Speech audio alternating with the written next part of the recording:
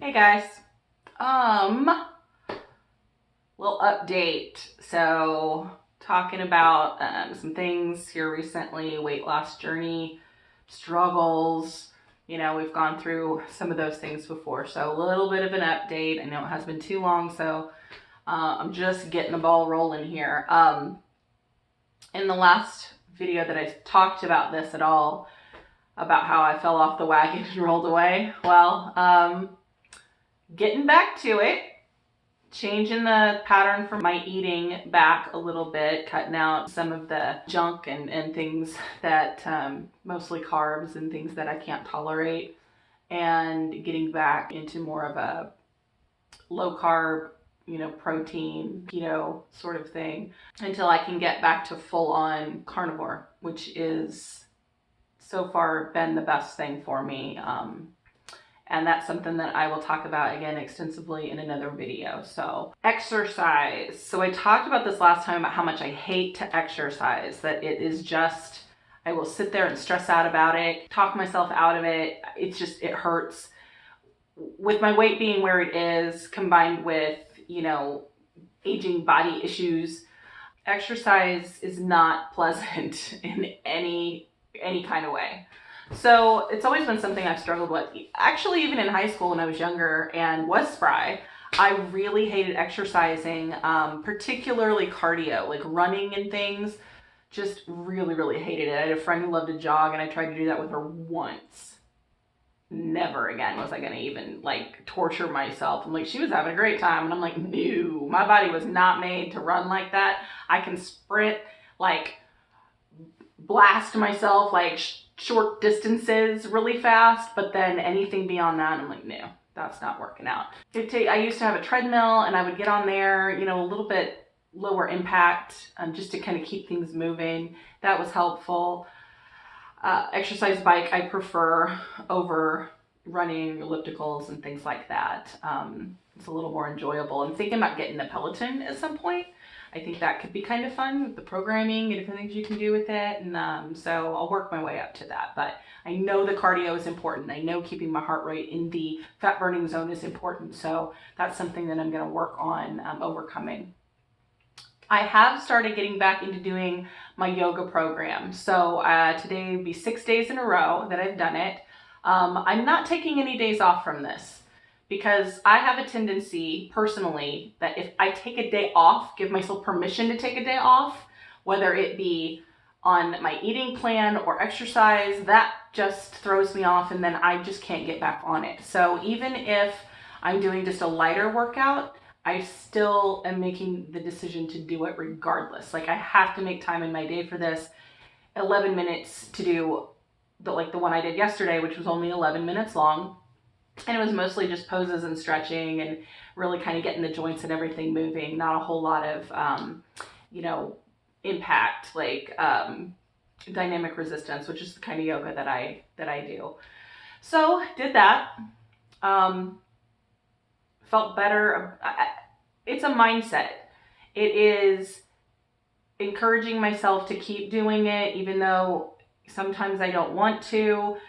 And then reminding myself continually while I'm doing the workout, paying attention to, well, I couldn't get this far yesterday, or, you know, I'm feeling this a little bit differently, which means my body is adjusting and some things like that, and I'm getting more used to it. It actually gets a little more difficult when that happens, because your body is stretching a little farther, or it's doing a little bit more, or maybe you're, you know, when you do dynamic resistance, you're tensing your muscles while you're standing still to kind of push your heart rate up a little bit, and I'll start to feel like those muscles a little bit more. So a couple little things that I've noticed since I started. So it was last week, it's been 6 days when I started, and the first workout I modified quite a bit because I couldn't do all of the positions, and I didn't put full on, you know, I didn't tense my muscles as much. I kind of took it easy. I just wanted to get it done, do them the best that I could, got my heart rate up just a little bit, and then That way I wouldn't be super, super sore, because that's one of the things that keeps me from working out. If I work out too hard, then my body just hurts. And then I have a tendency to not want to do it the next day. So I got to work myself back up into getting those muscles used to moving like that. I'm starting from the beginner, doing it's to help kind of push me into being able to do push-ups, which I've never been very great at. And when you're heavy and you're trying to do a full push-up, you have to understand that there's a lot of weight there that you're trying to hold up or, let down and so on. And for me right now, being at about 250 pounds, yeah, that's right, 250 pounds. It's difficult, especially because those muscles right you through here for me right now are really out of shape.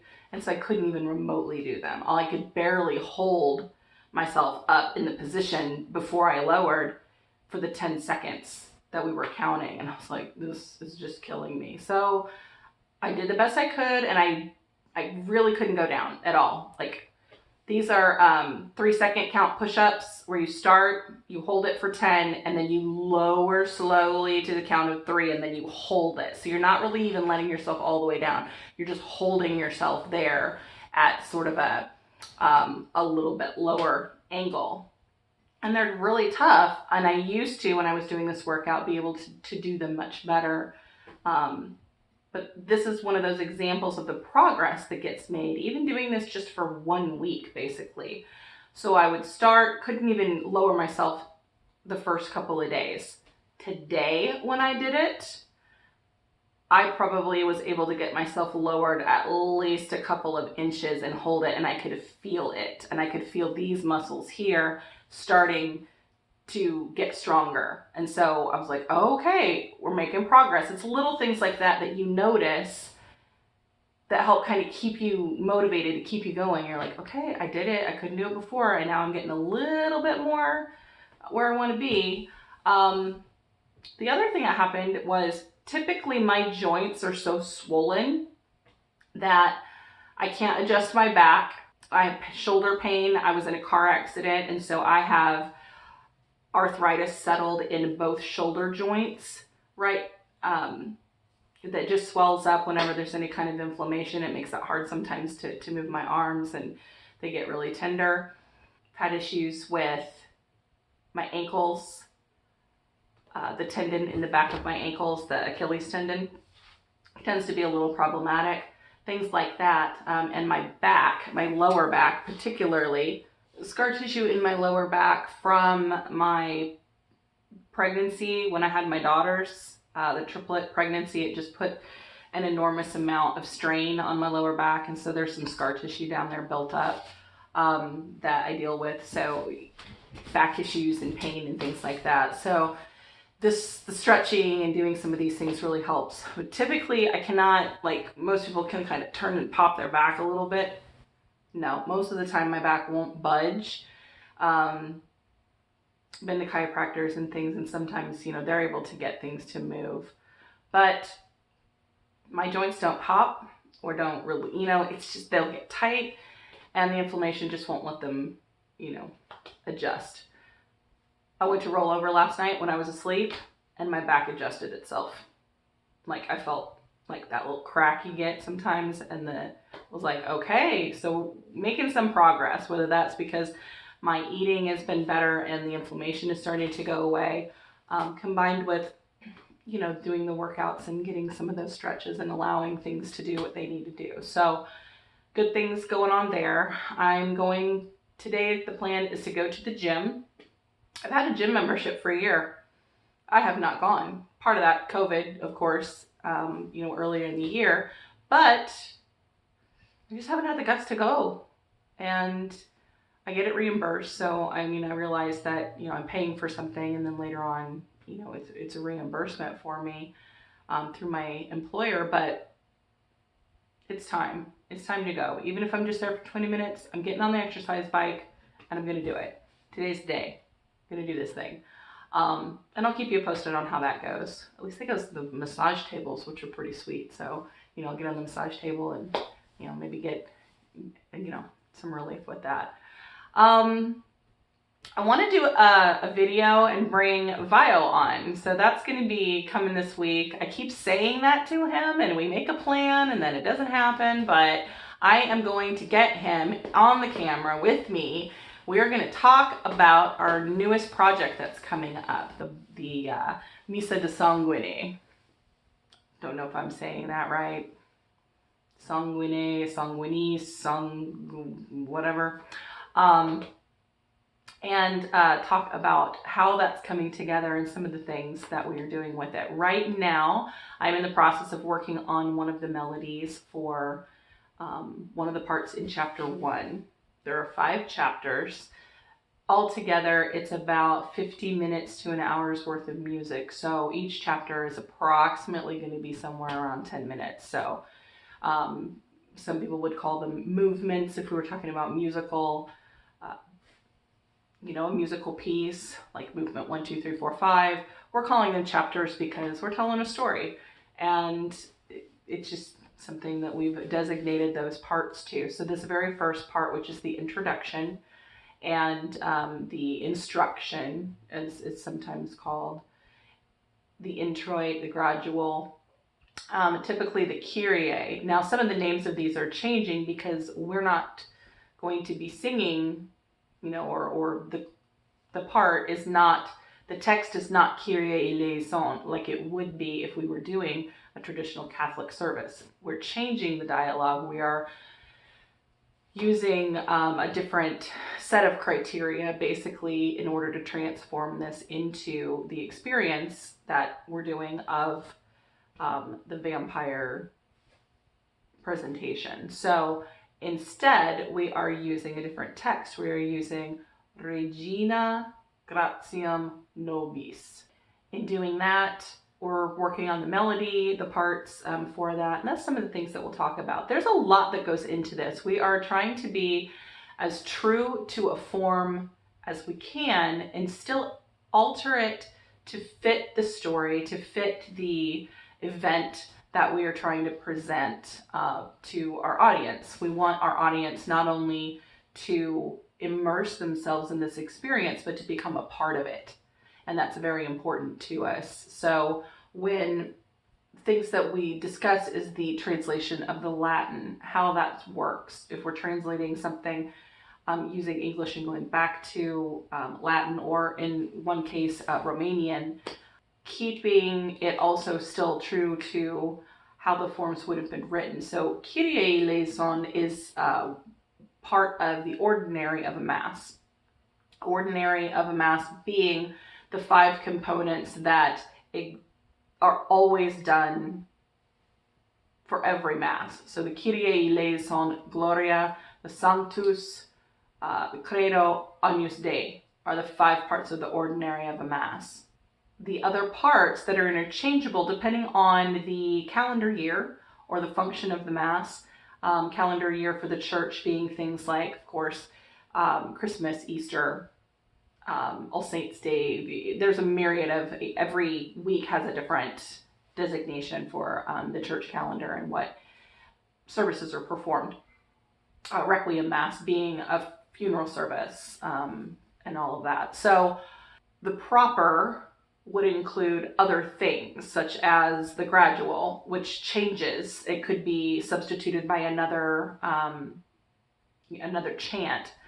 So this is history stuff that goes way, way, way back into the Middle Ages, and something that we'll talk about a little bit more in depth. I'll save another video for that, for the music history stuff that we talk about.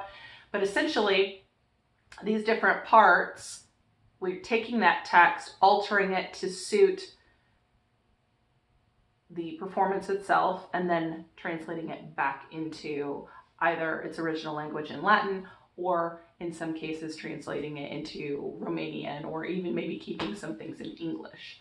So the music itself, we are basing off of several criteria, and something that we're going to talk about. I want to have Vio here for that because he is the one that is putting together most of the music and structuring things from the ground up, including rhythm. There's usage of very specific things are designated for different areas of the world. We're using a lot of world music ideas, medieval, such as church modes, chants and so forth that adhere to that, but then also putting our spin on it and using different elements of orchestral programming and modern instruments. So it's exciting and really cool stuff, and it's nice to be able to come up with original music for some of the stuff we do, because most of the things we do are basically covers of really old stuff. So I hope you guys tune in for that, and it's exciting. So I'm wearing my one of my wigs today because I desperately need to color my hair, and that is set on the tasks for tomorrow. I don't know, I may even film some of that and kind of take you through the process on how and you know, how I do my hair and everything. Maybe I'll set the camera up for that, I don't know. Maybe we'll just do a before and after. But yeah, my roots is showing something awful right now, so we had to cover that up so that I could do a video. It's tired of making excuses to not talk to you guys. So besides, I like this wig. I think it's cool. And this is actually the color that I use to color my hair. So it's pretty close to the way it was before I got it all cut. So if you guys have any questions about anything, got any comments, leave them down below. I love hearing from you guys. I need more of you to talk to me. Like, just don't be afraid to say anything. You just definitely, if you like the video, give me a thumbs up. Subscribe so you know when videos are coming out, notification bell so you can get notified of those when they come out. And love you guys, and I hope I see y'all soon. And thanks for coming by. See ya.